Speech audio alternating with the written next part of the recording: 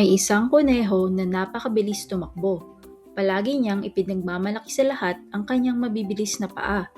Tuwing makikita niya si Pagong, tinatawanan niya ito dahil sa napakabagal nitong maglakad. Hoy Pagong, baka bukas ka pa makarating sa iyong pupuntahan. Ang biro ni Kuneho habang tumatalon-talon. Isang araw, ngumiti si Pagong at hindi nagalit sa mga biro ni Kuneho. Sa halip, sinabi niya, "Gusto mo ba ng isang karera upang makita natin kung sino ang unang makakarating sa malaking puno sa dulo ng parang?" Malakas na tumawa si Kuneho at sumigaw, "Sige, sigurado akong ako ang mananalo."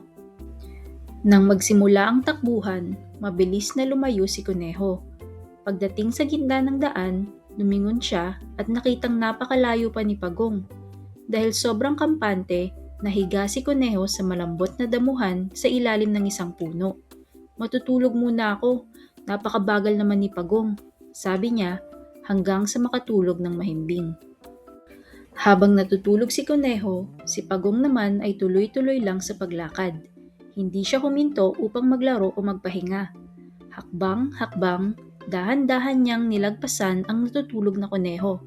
Kahit pagod na ang kanyang maliliit na paa, nagpatuloy pa rin si Pagong nang may ngiti sa kanyang mukha. Nagising si Kuneho dahil sa hiyawan ng mga hayop. "Kayang-kaya mo yan, Pagong!" Nanlaki ang mata ni Kuneho nang makitang malapit na si Pagong sa malaking puno.